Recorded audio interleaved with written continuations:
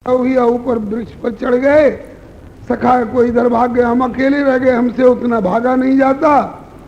जैसे तैसे भाग के आया, देख मैया मेरी छाती धड़ धड़ कर रही है, मेरे हाथ अपनी छाती पर धरता, देख रोहिणी मैया बलदाऊ भैया ने ऐसा हमको डरा दिया कि मेरी छाती धड़ धड़ कर रही है। बोले बेटा कब डराया? बोले परसों। बोलो वृंदावन बिहारी लाल की। दारी के परसों हाउ से डराया और आज तक तेरी छाती धड़ धड़ कर रही। जैसे आप लोग हंस रहे हैं, ऐसे ही रोहिणी मैया के मुख से कन्हैया की बाल सुलभ मधुर लीला सुन करके और वे 16,108 रानी पटरानी हंस रही थी। इसी बीच में आ गए कृष्ण बलराम दोनों, लेकिन भीतर तो नहीं आने पाए। दरवाजे पर सुभद्रा दीदी नियुक्त हैं, भीतर मत आने देना। दरवाजे पर सुभद्रा दीदी फाटक पर बैठी। आए दोनों भैया कहीं से, दीदी तुम यहां कैसे बैठी? बोले तुम ही लोगों के लिए। कहा कि अब हम आ गए, अब चलो भीतर। बोले चलो भीतर, इसके लिए नहीं बैठी। बोले तो? कहा कि तुम्हें भीतर नहीं जाने देंगे इसलिए बैठी। कहा कि अच्छा ऐसी क्या बात है कि द्वारकाधीश को आज द्वारका के महल में जाने से रोका जा रहा है? कहा कि भीतर में कुछ चर्चा ऐसी हो रही है जो तुम दोनों के कान में नहीं पड़नी है। अच्छा कौन सी चर्चा है बहना? बोले तुम्हारे कान में पड़नी नहीं है। अच्छा चलो वहां मत जाने दो, यहां तो बैठ जाने दो। बोले हाँ यहां बैठ जाओ। बीच में सुभद्रा जी, एक और बैठ गए कन्हैया और एक और बैठ गए बलराम। कन्हैया जी बाएं बैठे और बलराम जी दाहिने बैठे। जब कथा प्रारंभ होती है तो स्वर हल्का रहता है, और जब कथा करते करते जब भावावेश वाली कथा आती है तो उस समय महाराज स्वर बहुत ऊंचा हो जाता है। अब रोहिणी मैया का स्वर हुआ ऊंचा और दरवाजे तक आवाज स्पष्ट आने लग गई। कन्हैया और बलराम ने कहा अरे तो हमारे बचपन की ब्रज लीला का बाल चरित्र वर्णन हो रहा है। अब ब्रज की याद आई और प्रेम में ऐसे अभिभूत हुए कि जैसे धूप लगने पर अथवा तेज आंच लगने पर मोम पिघलता है, ऐसे श्री कृष्ण और बलराम दोनों उस प्रेम की विरह की आंच में द्रवीभूत होने लग गए। आप कहेंगे कि हम तो कभी नहीं पिघले। बोले आप प्रकृति, आकाश वायु जल अग्नि पृथ्वी इत्यादि पंचभूतों का बना हुआ शरीर है, आप भले न पिघलें, वे साक्षात प्रेममय हैं। वो पिघलने लग गए। अगर छूट मिल जाती तो पता नहीं कहां तक पिघल गए होते। जैसे भगवान शंकर के गायन को सुन करके नारायण पिघल करके और गंगा बन गए, ब्रह्मद्रव। ये ब्रह्म वैवर्त पुराण की कथा है, असंभव मत समझना। ऐसे ही अगर छूट हो मिल गई होती तो दोनों भैया और दोनों ये सुभद्रा दीदी एकदम द्रवित होकर के प्रवाहित हो गए होते ब्रह्मद्रवा गंगा जी की तरह। लेकिन प्रभु की लीला उसी हालत में, अभी केवल दोनों हाथ और दोनों पांव का द्राव हुआ था, उसी समय में आ गए नारद बाबा सामने से। जय हो बलिहारी बलिहारी। ऐसी झांकी कभी आज तक विश्व में किसी ने नहीं देखी होगी। बीच में बहना और दोनों तरफ भैया बैठे। ठाकुर का ध्यान नारद बाबा की ओर गया। आइए आइए नारद जी, आपका स्वागत है, क्या है आपकी सेवा की जाए? आज्ञा दीजिए। नारद जी ने कहा कि बस प्रभु इस समय जो झांकी है पता नहीं भविष्य में फिर बनेगी कि नहीं बनेगी। सुभद्रा ब्याही जाएंगी, अपने ससुराल चली जाएंगी। ससुराल जाने के बाद फिर अगल बगल दोनों भैया और बीच में बहना बैठे। ये झांकी शायद बने कि नहीं बने। और इस समय आप प्रेमाभिभूत द्रवित स्थिति में अगर पूछते हैं कि क्या सेवा करूं, क्या आज्ञा है, तो प्रभु यही वरदान मांग रहा हूं, मेरी इच्छा है कि एक रूप से इन्हीं 3 स्वरूपों से कहीं एक जगह विराजो, स्थायी दर्शन हो। तो ठाकुर जी ने आज्ञा करी कि अब इन्हीं 3 स्वरूपों से जगन्नाथपुरी में विराजेंगे और आज तक विराजमान है। खैर भगवान ऐसा नहीं कि अब गल गए तो हमेशा के लिए गल गए। श्री हरे नमः। वो तो पूर्णस्य पूर्णमादाय पूर्णमेवावशिष्यते, फिर ज्यों के त्यों हुए। आज तक जगन्नाथपुरी में इन्हीं 3 रूपों से विराजते हैं। एक प्रकार की कथा यह सुनने को मिली है। तो आज जैसे जगन्नाथ जी अपने बिना हाथ पांव वाले द्रवित स्थिति में, वैसे ही जयदेव मेरा अपर रूप है। तो जयदेव अपर रूप हैं, तो अपर रूप में जगन्नाथ का साम्य तो होना चाहिए ना। इसलिए एक बार दोनों हाथ पांव कटे हुए दिखा करके राजा से सेवा करवाई, और जब परिचय दिलवाया, दोनों हाथ पांव निकल आए तो स्वयं मिले जय देव कविंदा, स्वयं मिले जय देव कविंदा, जिनने रचे गीत गोविंदा, जिनने रचे गीत गोविंदा। चलन अब चाहत है कविराय, चलन अब चाहत है कविराय, रही होंगी पद्माय कुलाए, रही होगी पद्माय कुलाए, चरण पड़ी नरपति लिए मनाए, चरण पड़ी नरपति लिए मनाए। जयदेव स्वामी जी बोले कि राजन अब आज्ञा दीजिए।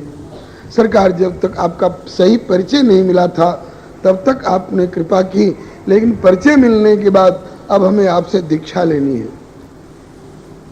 और आप जब से आए हैं तब से नगरी में, राजधानी में, पूरे राज्य में भक्ति का प्रचार हो रहा है। इस अपने लगाए हुए पौधे को थोड़े दिन और रह करके सिंचन प्रदान करें। कहा कि पद्मावती घबरा रही होंगी, महीनों बीत चुके हैं, कोई सूचना तक नहीं गई है। वो बेचारी सोचती होंगी कि पंडित जी गए थे कथा बांचने, लौटे नहीं, अभी तक क्या हुआ, कोई घटना तो नहीं घटी। राजा जी ने कहा कि सरकार, मैं खबर भेजकर माता पद्मा जी को यहीं बुलवा लेता हूं, आप जो जो आज्ञा करेंगे, सारा राज्य आपके चरणों में न्यौछावर है, सब तरह की सेवा होगी।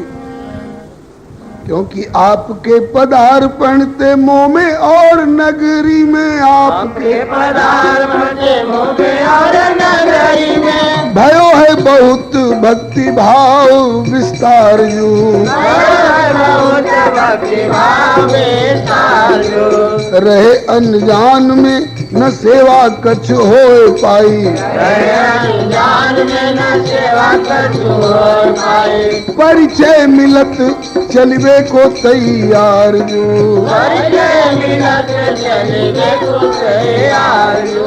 आप जैसे संत कहाँ मिले कल युग माही, आप जैसे संत कहाँ मिले कल युग माही, खूनी हत्यारे नहु को चाहे उपकार यू, खूनी हत्यारे को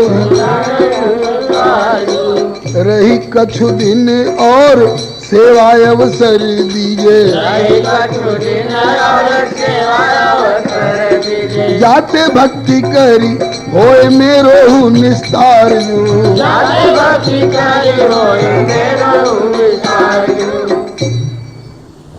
श्री जयदेव स्वामी जी उनके इस प्रेम पूर्ण अनुनय विनय को मान गए और रह गए।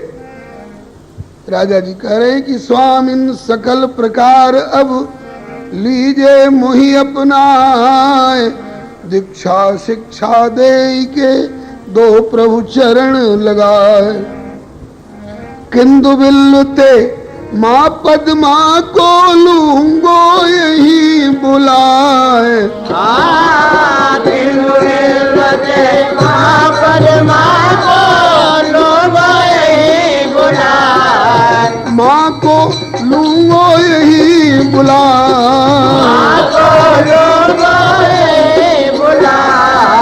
कवि कुल चूड़ामणि जय देव स्वामी के कौन सके गुण गाए। कवि कुल चूड़ामणि जय देव स्वामी के कौन सके गुण गाए। मान गए आग्रह कविराई, मान गए आग्रह कविराई।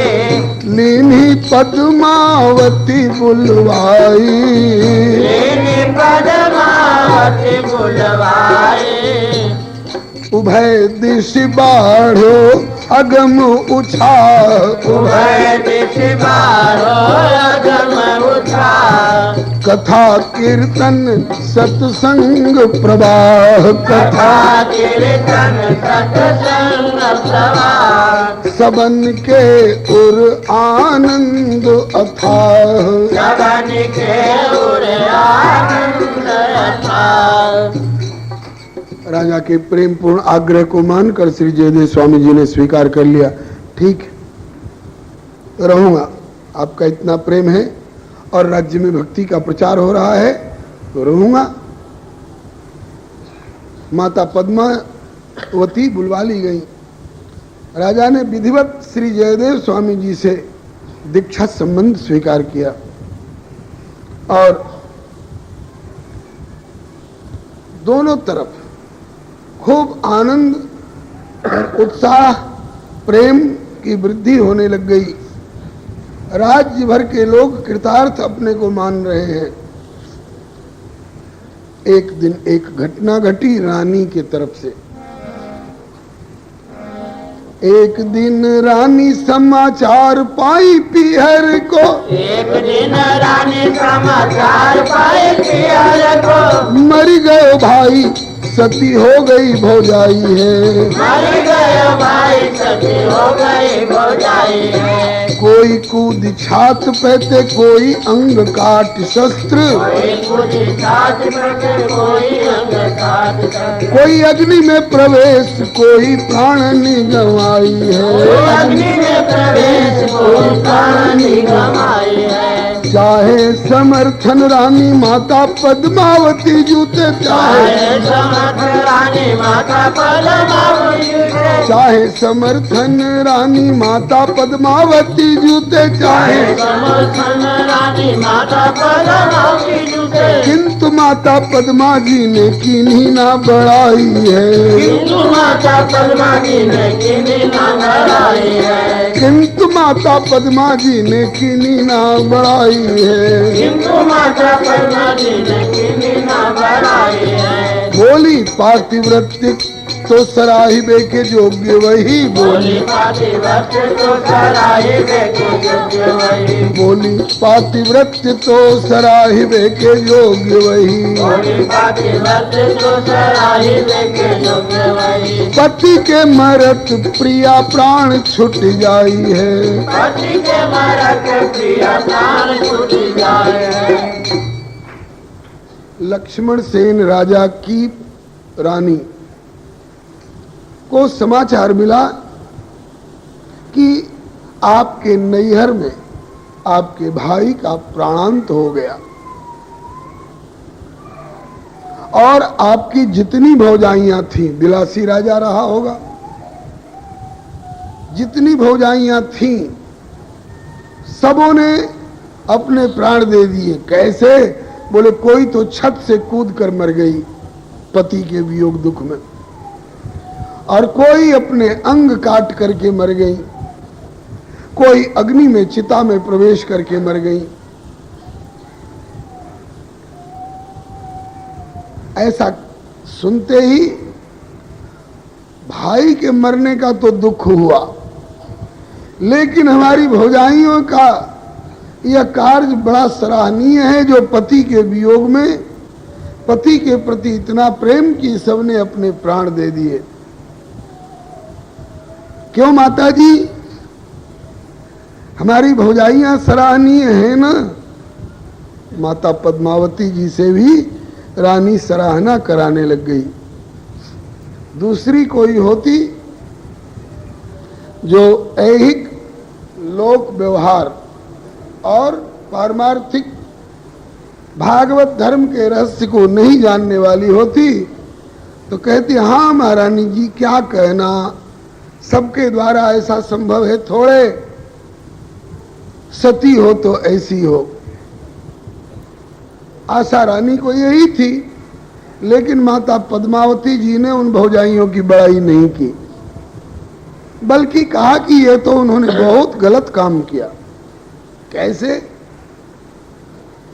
कहा कि पातिव्रत्य और सतीत्व को निभाने वाली जहां तक बात है, अगर सच्चा प्रेम उनका होता अपने पति में, तब तो खबर सुनी कि पति का प्राणांत हुआ और उस समय आत्मा इस देह से अलग हो गई होती, तब तो माना जाता कि सत्य प्रेम था।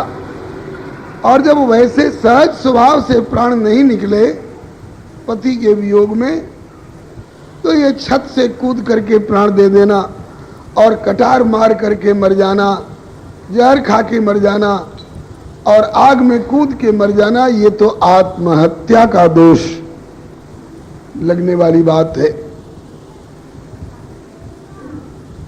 ये बात प्रशंसा के योग्य नहीं है। ठीक है, लौकिक धर्म में पति के साथ सती हो जाना बहुत सी करती रहती हैं, लेकिन भागवत धर्म के अनुसार अगर उन्होंने पति के देहांत होने के बाद पति का वास्तविक स्वरूप अगर समझा होता तो पति तो केवल परमेश्वर ही हो सकता है, और ये पंचभौतिक शरीरधारी पति नहीं, पति का प्रतीक है, पति का प्रतिनिधित्व करने वाला प्रतिरूप है। तो इस लौकिक पति के प्रतीक रूप शरीरधारी के शरीर नष्ट होने पर अगर पति का वास्तविक स्वरूप समझा होता तो परमात्मा को पति मान करके, मानना क्या है ही पति, और भगवान की भक्ति करती शेष जीवन में तो उनको भगवत प्राप्ति हो सकती थी, वो ज्यादा अच्छा होता। इतना सुनी तो रानी चिढ़ गई कि हमारी हाँ में हाँ मिलाने के बजाय हमारी बात का विरोध कर रही हैं, हमारी भौजाइयों को आत्महत्यारिणी बता रही हैं, दोषी ठहरा रही हैं। तो मुंह बिचका के बोली कि हाँ, रानी बोली विश्व में ऐसी अकली आप, और सबे अपघात करी मात्र बिसाहे पाप। हाँ, हमारी भौजाइयां तो पाप की भागनी हुई, लेकिन पति का प्राणांत का समाचार सुनते ही प्राण त्याग देने वाली पतिव्रता तो बस विश्व में एक आप ही हैं। देखूंगी कभी ऐसा मौका आएगा तो। ऐसे मुंह बिचका करके रानी ने चुनौती दी पद्मावती माता को, और देखूंगी यह टेक तुम्हारी हमहू कबहू अजमाए। देखूंगी यह टेक तुम्हारी हमहू कबहू अजमाए। कवि कुल चूड़ामणि ये देव स्वामी के कौन सके गुण गाए। कवि कुल चूड़ामणि ये देव स्वामी के कौन सके गुण गाए। चेतावनी दी, देखूंगी कि आपके पति के प्राणांत होते ही और संवाद सुन करके ही आपके प्राण पखेरु उड़ जाते हैं कि नहीं। मेरी भौजाइयों की शिकायत कर रही हैं, और पतिव्रता तो असल में वो है कि पति के प्राणांत का समाचार सुनते ही शरीर से प्राण का वियोग हो जाए। ऐसी पतिव्रता विश्व में एक आप ही है। देखूंगी मौका आएगा तो। मन ही मन योजना बनाई, मन योजना बनाई। हठ कर पति को लिए मनाई, हठ कर पति को लिए मनाई। नाथ जय देव स्वामी प्रभु काहि, नाथ जय देव स्वामी प्रभु काहि, कछुक दिन राखो उपवन माहि, कछुक दिन राखो उपवन माहि, होय या में बिगार कछु नाहि, होया में बिगाड़ कछु नाहि। अपने पति अर्थात राजा लक्ष्मण सेन से कहा कि आज आपकी गुरुवानी जी ने मेरा अपमान किया है, मेरी तौहीनी की है, मेरे भौजाइयों की शिकायत की है। जो सती हो गई उनकी प्रशंसा करने के बजाय उन्होंने शिकायत की है। मैं इनकी परीक्षा लूंगी, इसमें आपको मेरी मदद करनी होगी। बोले क्या मदद करनी है? बोले कि कुछ दिनों के लिए आप स्वामी जी को महल में से निकाल करके उपवन में ले जाइए, बाहर के उद्यान में, वहीं डेरा डालिए इनका, और फिर मैं परीक्षा लूंगी पद्मावती की। राजा जी बहुत समझाए, संतों के साथ परीक्षा वाली बात नहीं होनी चाहिए। ये दोनों अवतारी हैं, सिद्ध हैं, परीक्षा मत लो, नहीं कहीं लेने के देने न पड़ जाए। लेकिन रानी नहीं मानी। रानी कह रही है कि उनके लिए क्या फर्क पड़ता है, महात्मा ठहरे, जब इतने ऊंचे सिद्ध महात्मा है तो महल में रहे चाहे झोपड़ी में रहे, उपवन में रह लेंगे 10 दिन तो क्या बिगड़ जाएगा।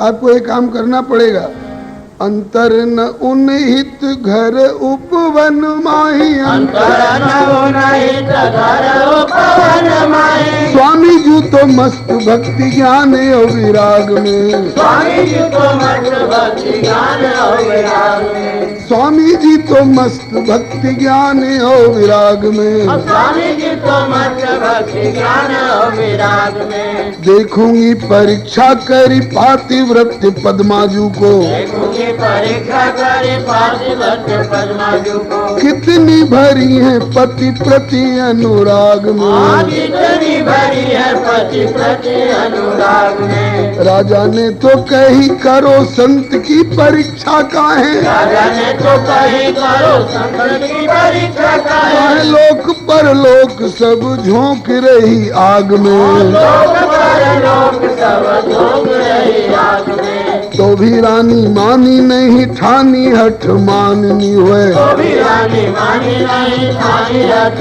माननी हुए। धूप को ले जाओ परो स्वामी जी को बाग में, धूप को ले जानो परो स्वामी जी को बाग में, धूप को ले जानो परो स्वामी जी को बाग में, धूप को ले जानो परो स्वामी जी को बाग में। राजा ने बहुत समझाया, रानी मानी नहीं, धरना दे दूंगी, प्राण दे दूंगी, अन्न त्याग दूंगी, जल त्याग दूंगी। अब बेचारे राजा बेचारे क्या करें।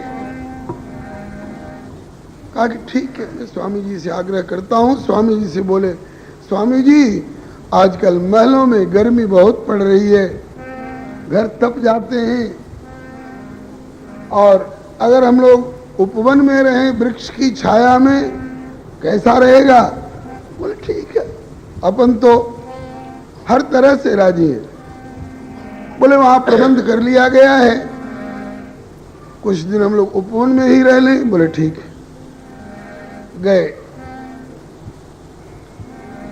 एक दासी को सिखा रखा था रानी ने कि मैं पद्मावती जी के साथ महल में बातचीत करती रहूंगी, तब तक तुम उधर से छाती पीटते हुए आना, हाय हाय महारानी जी गजब हो गया, अनर्थ हो गया। क्या हो गया? बोले स्वामी जी को सांप डस गया और उनकी मौत हो गई। ऐसे आकर के नाटक करना वो सिखाई पढ़ाई थी। एक दिन औचक आए के दासी बोली, हाय श्री स्वामी जयदेव जू गए धाम प्रभु पाए। स्वामी जयदेव जी का तो शरीर छूट गया।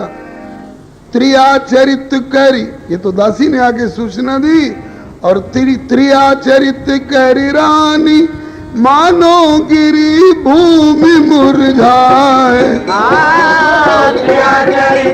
हमारी रानी मानो गिरे गोविंद मुरझाए। कवि कुल चक्रवर्ती जय देव स्वामी के कौन सके गुण गाए। कवि कुल चक्रवर्ती जय देव स्वामी के कौन सके गुण गाए।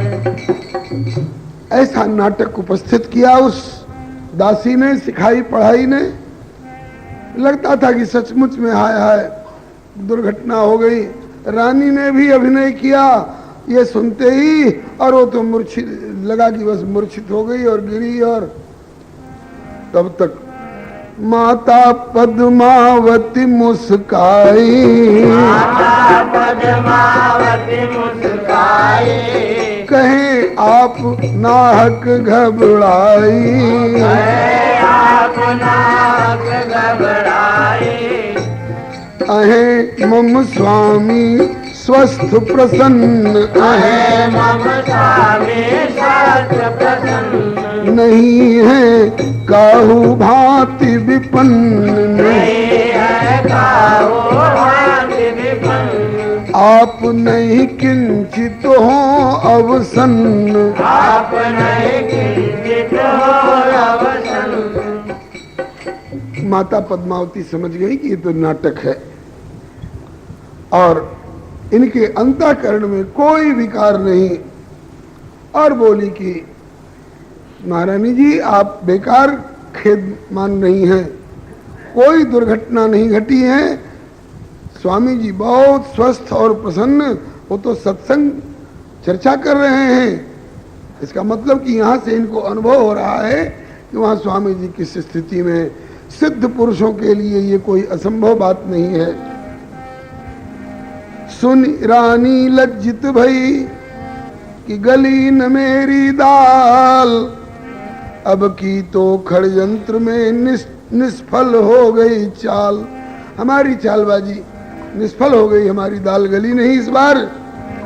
ऐसे कई बेर कर कर के पुन पुन धोखा खाए, ऐसे कई बेर कर कर के पुन पुन धोखा खाए। रानी पुन पुन धोखा खाए, रानी पुन पुन धोखा खाए। कवि कुल चक्रवर्ती जय देव स्वामी के कौन सके गुण गाए। कवि कुल चक्रवर्ती जय देव स्वामी के कौन सके गुण गाए। रानी ने ऐसी गांठ बांध ली, कहा कि इनका प्राणांत करा करके छोड़ना है। माता पद्मावती समझ गई। अब अंतिम बार जब फिर सूचना मंगवाई उसने, अंतिम बेर बिकल रखी रानी, अंतिम बेर बिकल रखी रानी, हिय को सहज भाव अनुमानी, हिय को सहज भाव अनुमानी। करी माता पद्मा तनु त्याग, करी माता पद्मा तनु त्याग, सुनत उर नृप के लागी आग, सुनत उर नृप के लागी आग। लगी गयो मेरे चरित में दाग, लगी गयो मेरे चरित में दाग। जब पद्मा माता ने देखा कि अभी बार बार मुझे मरा हुआ देखना चाहती हैं, बस अब की बार जब खबर आई कि महाराज स्वामी जी का तो अब शरीर रहा नहीं, बस तुरंत माता पद्मावती ने प्राण त्याग दिए। निष्प्राण शरीर देख करके अब तो रानी घबराई। अरे अब तक ये हमारी चालबाजी भी समझती रही। स्वामी जी को पता चला कि राजा लक्ष्मण सेन प्राण त्यागने को तैयार है। क्यों? माता जी का प्राणांत मेरे चलते हुआ है। अगर मैं स्वामी जी को लेकर उपवन में बाग में नहीं गया होता तो गुरु जी और माता जी दोनों स्वस्थ रहते। अब मैं प्राण त्यागूंगा तब मेरा प्रायश्चित होगा। स्वामी जी दौड़े आए। राजन क्या कर रहे हो? कहा कि प्रभु अब मैं आपके सामने खड़ा होने लायक नहीं रहा, मुंह दिखाने लायक नहीं रहा, अब माता जी के साथ मैं भी, मेरी भी चिता जलेगी। कहा घबराओ मत, तुम्हारी माता जी अभी जीवित होती हैं। गीत गोविंद गाय कविवर ने पद्मालयी जीवाए। गीत गोविंद गाय कविवर ने पद्मालयी जीवाए। कविवर ने पद्मालयी जीवाए।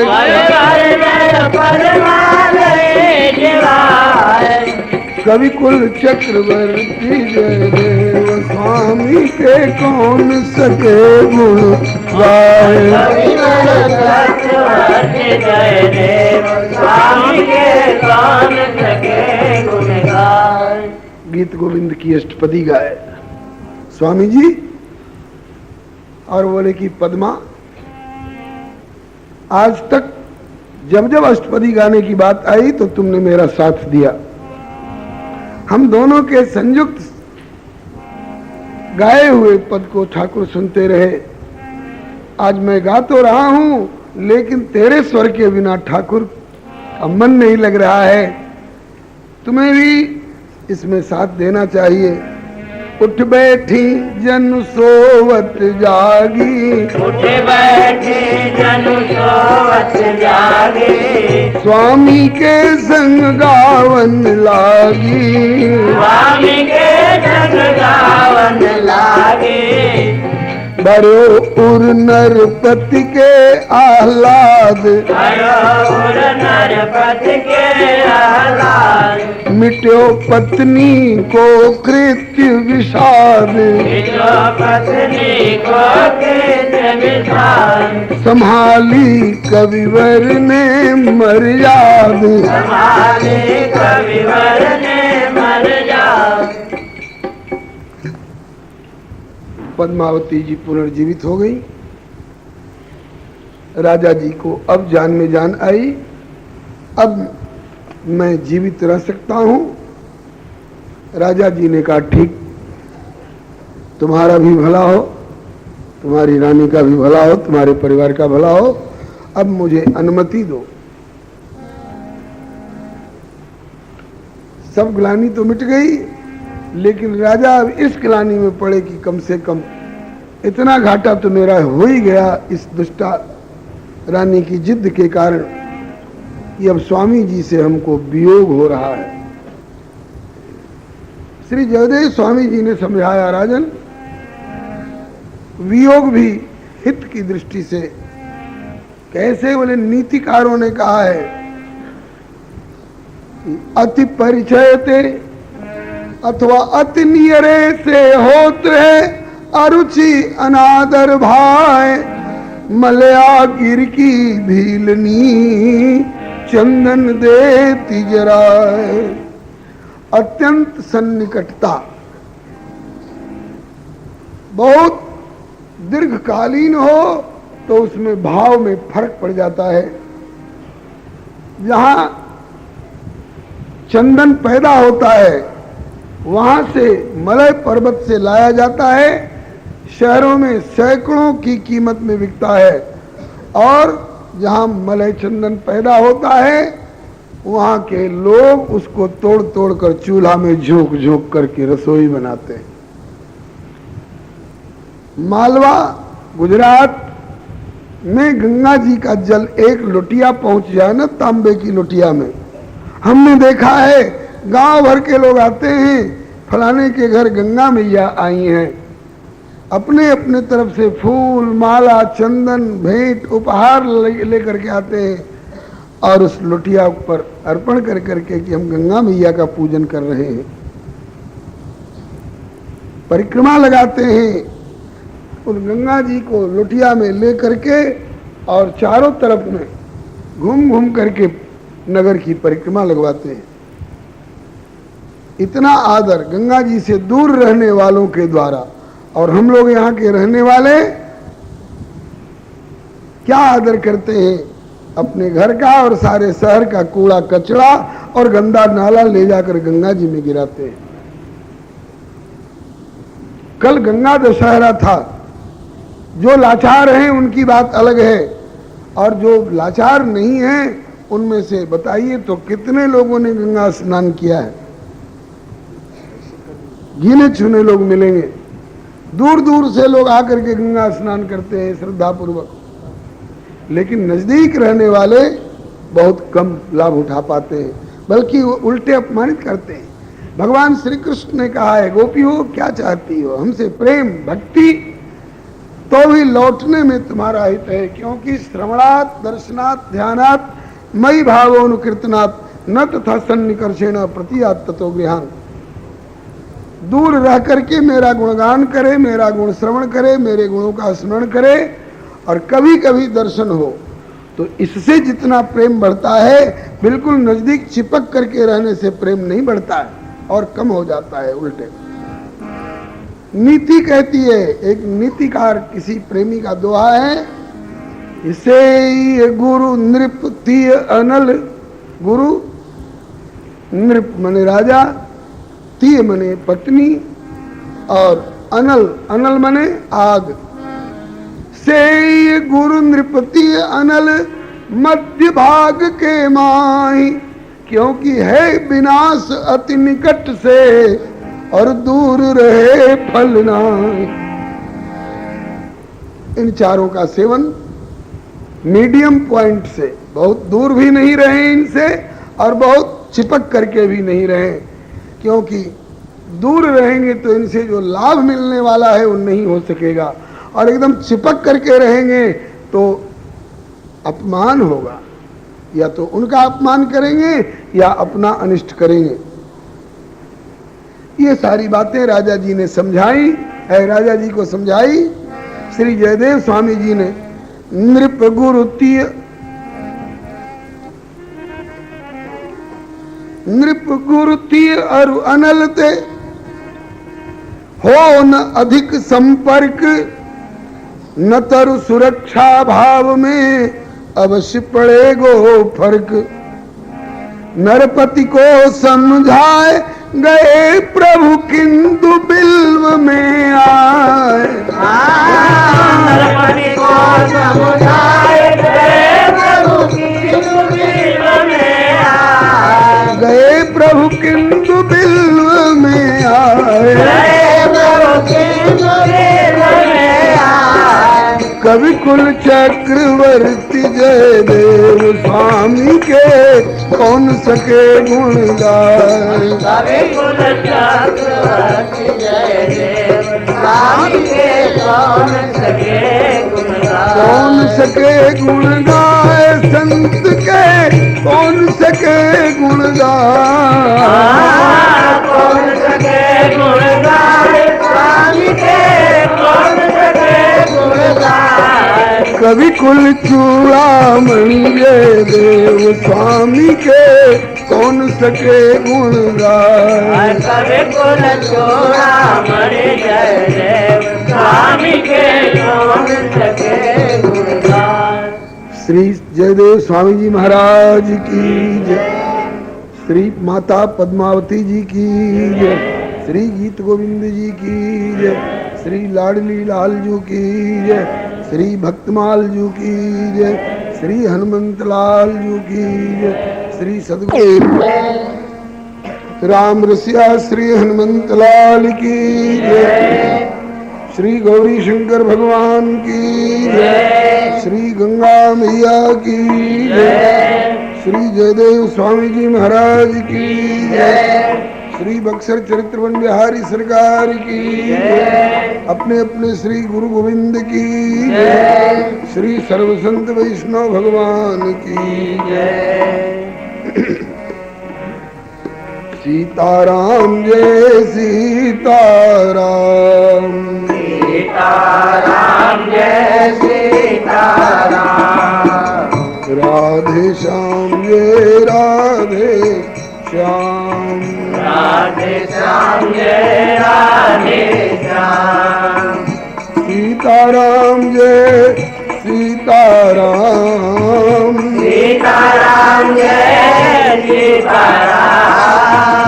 राधे श्याम जय राधे श्याम, राधे श्याम जय राधे श्याम, सीताराम जय सीताराम, सीताराम जय सीताराम, राधे श्याम जय राधे श्याम, राधे श्याम जय राधे श्याम, सीताराम जय सीताराम, सीताराम जय सीताराम, राधे श्याम जय श्यामा श्याम, राधे श्याम जय श्यामा श्याम, श्री राम कृष्ण देव की जय, श्री अयोध्यानाथ की जय, श्री वृंदावन बिहारी लाल की जय, श्री वैकुंठनाथ की जय, श्री प्रहलादपति की जय, श्री गौरी शंकर भगवान की जय, राम रसिया श्री हनुमंत लाल की जय, सपरिकर श्री भक्तमाल जी की जय, श्री नाभा स्वामी जी महाराज की जय, अपने अपने श्री गुरु गोविंद की जय, श्री सर्वसंत वैष्णव भगवान की जय,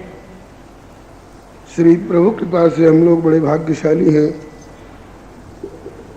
जो भारत भूमि में मानव शरीर प्राप्त कर सत्संग गोष्ठी में समवेत होकर भगवत भागवत यश गायन एवं श्रवण का सुअवसर प्राप्त कर रहे हैं। हम लोगों के सौभाग्य को देखकर देवता लोग तरसा करते हैं, क्योंकि देवलोक में विषय बाहुल्य भले खूब हो, किंतु सत्संग एवं भगवत कथा सुधा का नितांत अभाव सा ही रहता है देवलोक में। प्राप्त समय का सदुपयोग करने के लिए विगत कई दिनों से हम लोग श्री जयदेव स्वामी जी के चरित्र का स्मरण कर रहे हैं। अनुमानतः श्री जयदेव स्वामी जी श्री चैतन्य महाप्रभु जी से पहले के अवतारी महापुरुष हैं। इनका जन्म बंगाल प्रांत के बर्दवान जिला में किंदौली ग्राम, प्राचीन नाम किंदुबिल्लु ग्राम, किशोर अवस्था में जब ये लगभग 16 वर्ष के थे, इनके पिताजी दिवंगत हुए। एक बेईमान बनिया ने इनके पिता पर झूठा कर्ज का आरोप करके और इनके घर को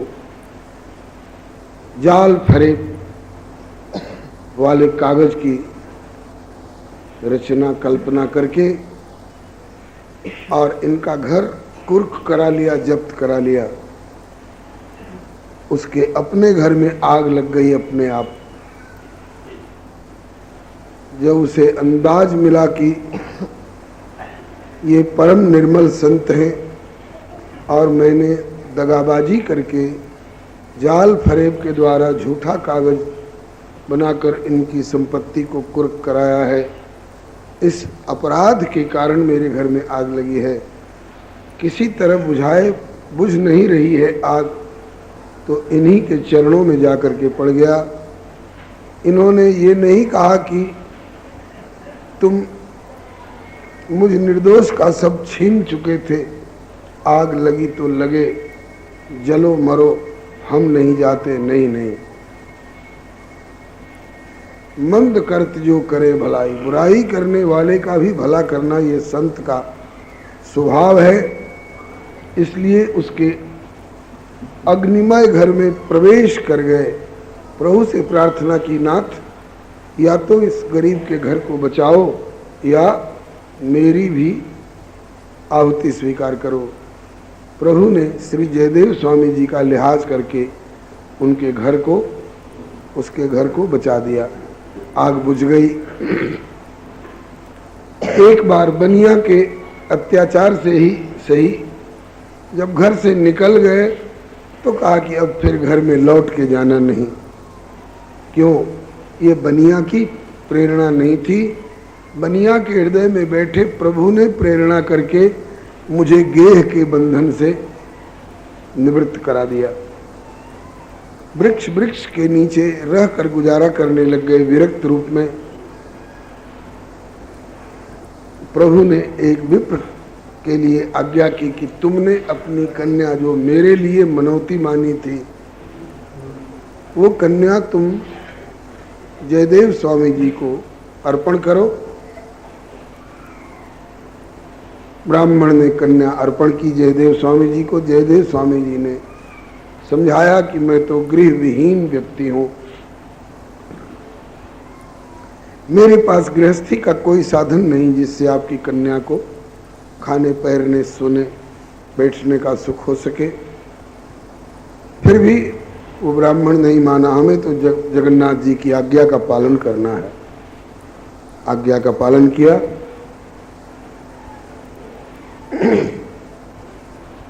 कन्या पद्मावती ने भी प्रभु की आज्ञा का और पिता की आज्ञा का पालन किया और अनन्य भाव से श्री जयदेव स्वामी जी की सेवा की। श्री जयदेव स्वामी जी ने गीत गोविंद नामक काव्य की रचना की, जिसमें श्री भगवान राधा माधव जी के निवृत्त निकुंज की श्रृंगारमयी लीलाएं वर्णित हैं। संस्कृत काव्य ग्रंथ है, भगवान का बड़ा प्यारा ग्रंथ है। इसकी अष्टपदियां भगवान को बड़ी प्रिय लगती हैं। जो गाते हैं वो भगवान को बहुत प्रिय होते हैं। आज श्री रामचरित्रदास जी ने कहा कि कुछ अष्टपदियों को लिख दिया जाए, छपवा दिया जाए, तो जिनके जिनके मन में इस कथा को सुनने के बाद लालसा हो कि हाँ हम भी इन अष्टपदियों को गाकर प्रभु को रिझावें, तो उन्हें सुविधा होगी। निकट भविष्य में प्रयास किया जाएगा, ऐसा विचार है। आगे प्रभु की इच्छा। कई प्रमाण मिले। माली की कन्या अष्टपदी गा रही थी। बैगन तोड़ते समय उसके पीछे पीछे जगन्नाथ भगवान घूमे। सुनने के लोभ में भगवान के वस्त्र फट गए बैगन के कांटों के लगने से। पता चला तो राजा ने पहली बात तो कि इनके ग्रंथ के साथ स्पर्धा की। जगन्नाथपुरी के राजा ने भी एक गीत गोविंद काव्य लिखा और लोगों में प्रचार किया कि जिस गीत गोविंद के पद सुनने के लिए ठाकुर जी पीछे पीछे घूमते हैं, वो गीत गोविंद मेरे द्वारा लिखित गीत गोविंद है। होड़ लगाई श्री जयदेव स्वामी जी के साथ। जयदेव स्वामी जी होड़ में तो नहीं आए। जयदेव स्वामी जी की तरफ से एक ब्राह्मण वहां का अड़ गया, नहीं आप जालसाजी कर रहे हैं। जो गीत गोविंद जयदेव स्वामी जी कृत है वो और है, आप नकली गीत गोविंद लिख करके उनके साथ होड़ कर रहे हैं। यह बात ठीक नहीं है। जगन्नाथ जी के मंदिर में राजा के द्वारा लिखा गया गीत गोविंद, श्री जयदेव स्वामी जी के द्वारा लिखा गया गीत गोविंद, दोनों गीत गोविंद रखे गए। जयदेव स्वामी जी के गीत गोविंद को तो ठाकुर जी ने हृदय से लगा लिया और राजा वाले गीत गोविंद को किनारे डाल दिया। राजा को खेद हुआ, मैंने भी तो आप ही का यश गाया था, आपने प्रजा के समक्ष मेरा अपमान कराया, मैं इस ग्लानि में समुद्र में डूब करके मरूंगा। ठाकुर जी ने कहवाया, क्यों निरर्थक प्राण दे रहे हो? भले गीत मेरा गाए थे, लेकिन एक निर्मल संत के साथ स्पर्धा करके, ईर्ष्या करके और उनकी कीर्ति को मटिया मेट करके, उनकी कीर्ति पर पांव रख करके और अपनी कीर्ति चाह रहे थे, ये तुमसे गलती हुई है। मैं अपनी भुजा को काट सकता हूं अगर मेरी भुजा किसी संत का अपमान करे तो, लेकिन संत का अपमान मैं नहीं सह सकता। उनके ग्रंथ में 12 सर्ग हैं। तू अब कर एक एक सर्ग में एक एक श्लोक दे दे तो तेरी भी ख्याति रहेगी। ऐसा ही किया। श्री हरे नमः। राजा ने अंत में ढिढोरा पिटवाया कि जी श्री जयदेव स्वामी जी का गीत गोविंद प्रभु का प्रिय ग्रंथ है, इसे कोई गावे तो बैगन के बगीचे में कांटेदार ऊबड़ खाबड़ स्थान में नहीं, कहीं बैठ करके गाए, क्योंकि प्रभु इसको सुनने के लोभ से आते हैं। श्री रामचरितमानस के लिए भी एक ऐसा भाव श्री मधुसूदन सरस्वती गोस्वामी ने एक श्लोक में दिया है। आनंद कानने यस्मिन् जंगमस तुलसी तरुहु कविता मंजरी यस्य राम भ्रमर भूषिता। इस आनंद कानन माने काशीपुरी में एक चलता फिरता तुलसी का पौधा आ गया है, श्री तुलसीदास जी। कविता ही उसकी मंजरी है, उनके द्वारा लिखी हुई कविता उनकी मंजरी है, और मंजरी पर काले भंवरे मंडराते होंगे, और इनकी कविता रूपी मंजरी पर स्वयं श्री राम भ्रमर बनकर मंडराते। तुलसी जंगम तरुल से आनंद कानन खेत, कविता जाकी मंजरी राम भ्रमर रस लेत। अस्त। कल आपने सुना जयदेव स्वामी जी कहीं से कथा करके दान दक्षिणा प्राप्त जो हुई थी उसे लेकर वापस लौट रहे थे। रास्ते में उचक्के चोरों ने इनके हाथ पांव काट करके खड्ड में डाल दिए। बंगाल के राजा लक्ष्मण सेन ने इन्हें ले जाकर अपने यहाँ चिकित्सा की, घाव ठीक हो गया। इनके उपदेशों से प्रभावित राजा लक्ष्मण सेन ने संतों की सेवा अपने यहाँ उन्मुक्त रूप में करनी प्रारंभ की। वे ही ठग जिन्होंने इनके हाथ पांव काटे थे साधु भेष में आ गए। इन्होंने श्री जयदेव स्वामी जी ने पहचाना, चाहते तो उन्हें पकड़वा सकते थे, दंड दिलवा सकते थे, लेकिन इन्होंने दंड दिलवाने के बजाय उन्हें प्रचुर संपत्ति दिलवाने की कोशिश की, ताकि ये अब संपत्ति के लोभ में जहाँ तहाँ लोगों की हिंसा, हत्या, लूट खसोट इत्यादि न करें। लेकिन वो ऐसे परले सिरे के दुष्ट थे कि उन्होंने श्री जयदेव स्वामी जी के परोक्ष में उनकी निंदा की, अपने को सच्चा साधु बताया। इस पाप के कारण धरती फट गई और वे समा गए। आज सवेरे की कथा में बताया गया कि श्री जयदेव स्वामी जी को जब यह समाचार मिला कि वो तो धरती में समा गए, तो अफसोस करके इन्होंने हाथ और पांव मले। हाँ, बड़ा कठोर दंड मिल गया उन बेचारों को। तो इनके दोनों हाथ के पंजे और दोनों पांव निकल आए पहले जैसे। ये दोनों अनहोनी आश्चर्यमयी घटनाएं राजा के सिपाहियों ने देखी, राजा को जाकर बताया। राजा जी ने आकर चरणों में प्रणत होकर दोनों घटनाओं का रहस्य पूछा, सब बता दिया। श्री जयदेव स्वामी जी ने जब परिचय पूछा कि महाराज इतना सहनशीलता, इतनी सहनशीलता, इतनी क्षमा, अपराधियों के प्रति भी करुणा धारण करने वाले आप हो कौन, अपना परिचय तो दो। बड़ी मुश्किल से इन्होंने बताया कि लोग मुझे जयदेव कहते हैं। किंदु बिल्लो वाले जयदेव जी? बोले हाँ, किंदु बिल्लो वाले जयदेव जी, जिन्होंने गीत गोविंद नाम का त्रिभुवन विख्यात काव्य लिखा है। हाँ जी, वही जयदेव जी। राजा बड़े प्रसन्न हुए। रूप विशेष नाम बिल जाने, करतल गत न परे पहचाने। आप हमें प्राप्त थे, लेकिन हम आपको पहचान नहीं पाए, आपका नाम हमको नहीं पता था। आज आपकी कृपा से आपका परिचय मिला। जयदेव स्वामी जी बोले कि अब मुझे आज्ञा दीजिए, अब मैं चलूं। कहाँ? बोले कि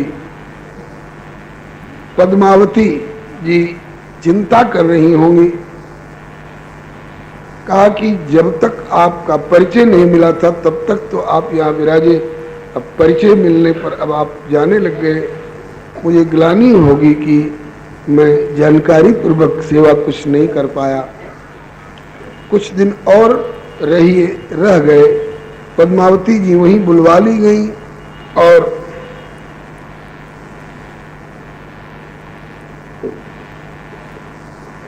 सुखपूर्वक राजा जी भी इनकी सेवा करने लग गए। ये वहाँ भक्ति का प्रचार करने लग गए। प्रजा में बड़ा भक्ति भाव का विस्तार हुआ। रानी ने एक बार पद्मावती जी के प्रति स्पर्धा करके और इनकी परीक्षा ली। घटना ऐसी घटी थी कि रानी के नैहर में रानी का भाई मरा। कई भौजाइयां थी, वो पति के पीछे अपने प्राण दे दी, सब की सब। कोई छत से कूद कर मर गई, कोई अग्नि में प्रवेश करके चिता में जल के मर गई, किसी ने अस्त्र शस्त्र से अपने अपघात करके अपने को समाप्त किया। इस बात की प्रशंसा कर रही थी रानी जी और चाहती थी कि पद्मा माता भी प्रशंसा करें हमारे भौजाइयों की और उनकी इस क्रिया की। यह कह करके कि वो बहुत अच्छी सती रही। श्री पद्मा माता जी ने कहा, मुँह देखी बात मुझे कहना नहीं आता है। उन्होंने आत्महत्या की है, दोष की भागिनी हुई। मानव शरीर, वो भी भारतवर्ष में, आत्महत्या करके प्राण देने के लिए नहीं मिला है। अरे पति तो परमात्मा है और ये पंच भौतिक शरीरधारी उनका प्रतीक माना गया है। प्रतीक गया, पति तो कभी मरने वाला है नहीं। जैसे मीराबाई जी कहती हैं, माई मैंने बर पायो अविनाशी। ऐसे बर को कौन भरे जो जन्मे और मर जाए। अरे बर भरिए गोपाल को, जा सो छोड़ लो अमर हो जाए। मेरा पति कभी मरने वाला है नहीं, क्योंकि मैंने किसी पिंड को नहीं भरा है, हाड़ मांस के पिंड को नहीं भरा है। हमने अविनाशी परमात्मा का वर्ण किया है। श्री सद्गुरुदेव भगवान की। वास्तव में पतिव्रता वो मानी जाएगी जिसको सुनाई पड़ा कि पतिदेव का प्राणांत हुआ और तुरंत अपने प्राणों का परित्याग कर दिया। सहज स्वभाव से, गोली से और जहर से और आग से और छत से कूद करके नहीं, सहज स्वभाव से शरीर से आत्मा का वियोग हो जाए, वो सही पतिव्रता है। रानी ने व्यंग किया, ऐसी पतिव्रता तो संसार में एक आप ही हो। देखूंगी कि आपका प्राण कैसे निकलता है। षड्यंत्र रचा, दासी से खबर मंगवाई। स्वामी जी बगीचे में सत्संग कर रहे थे। हाय हाय महारानी जी, सर्प ने काट लिया। इतना भयंकर विषधर था कि तुरंत स्वामी जी